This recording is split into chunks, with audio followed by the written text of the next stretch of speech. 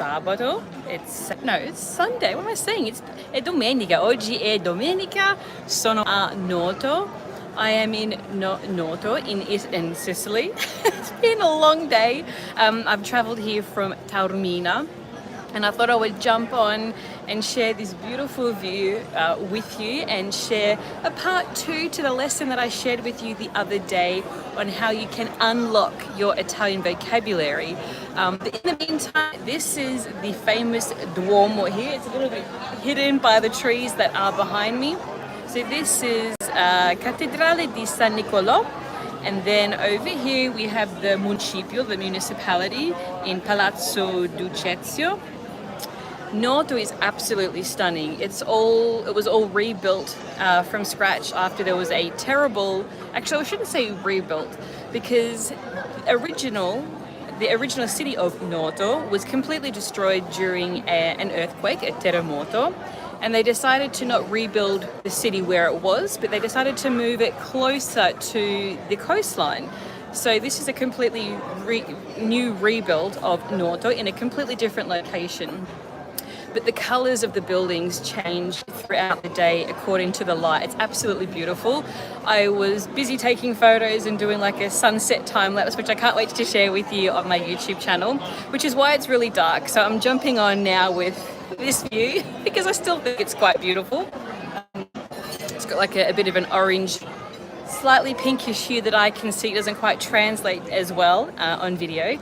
But thank you for joining. Let me know where you're watching from. I'm currently in Noto in Sicily for those that are just joining now.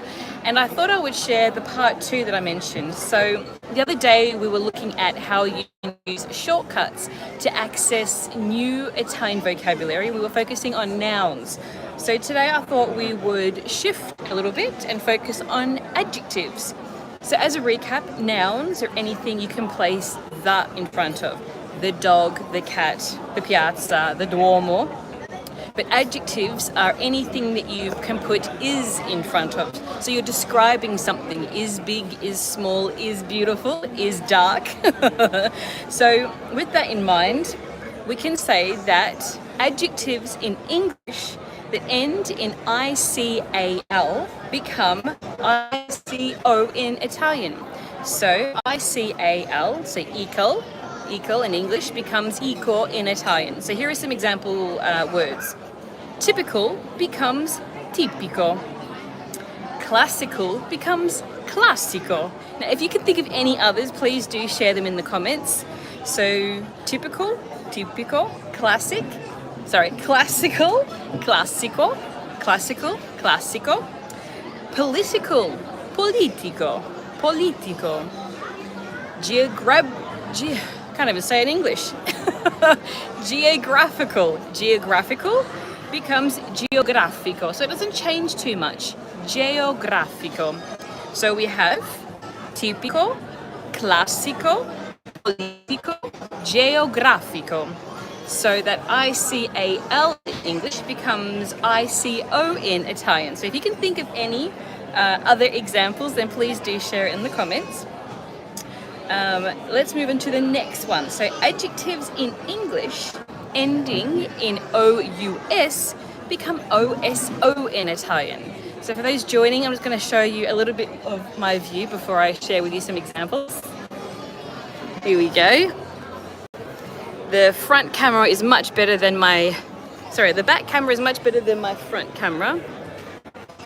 So we've got the Duomo, the municipality, and then we've got a lovely bunch of people enjoying a very warm, humid meal outside. And there was someone down in this restaurant celebrating their 50th birthday.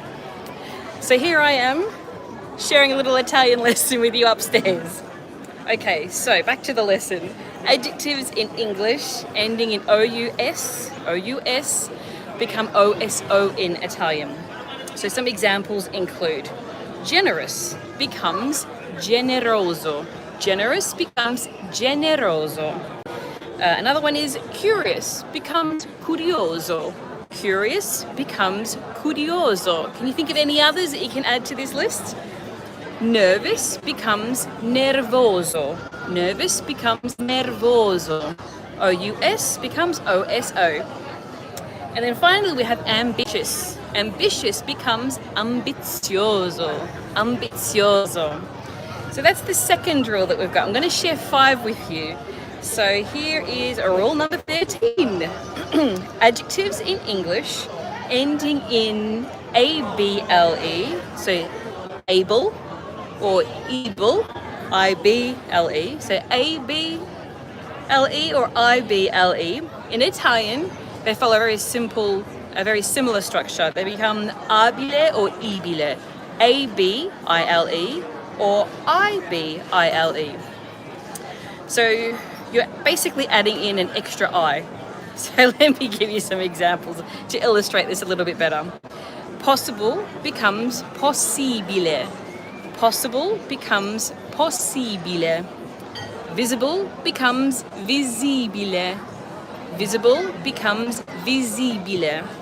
So now for more examples around the A-B-L-E becoming A-B-I-L-E, we have adorabile. Sorry, adorable becomes adorabile. Adorable becomes adorabile. And then we have one that starts off as responsible, so I-B-L-E in English, but then it becomes responsabile in Italian. So it changes from an I into an A into Italian. So for those of you just watching, this is a part 2 to a lesson that I shared a couple of days ago, where it was part 1, where I'm sharing 17, well, I have 17 shortcuts in total, but I'm only sharing 5 here, and I shared the 5 other ones the other day. So if you would like that full cheat sheet, just comment 17 rules below after this video is published, and I will send you a link so you can get all of these rules, all of these shortcuts in one handy guide. So let me just recap that one.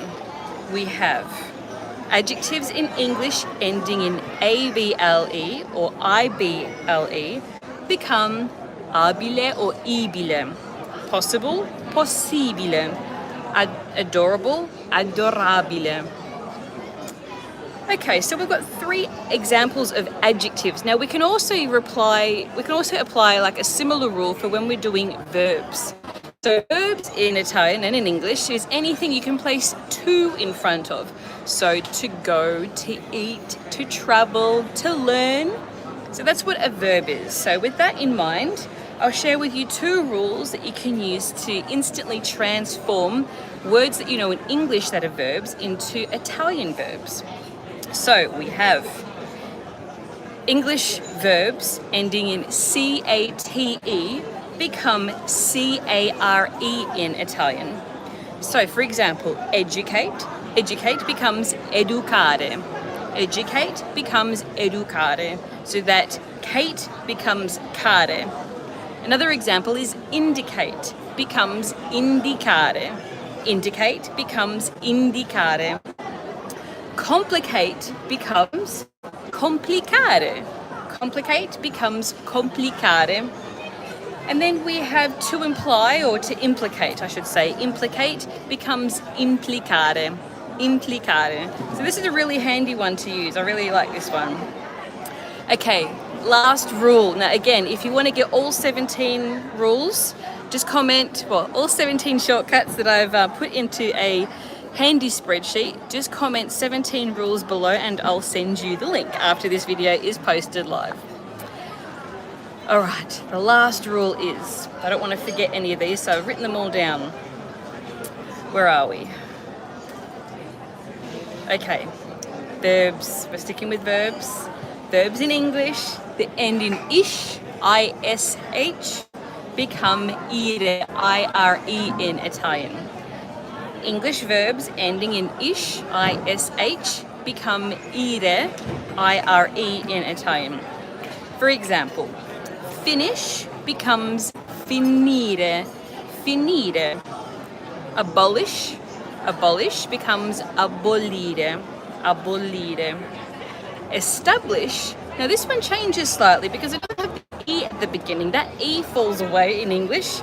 And in Italian, it's just stabilire. So establish becomes stabilire, not estabilire, but just stabilire.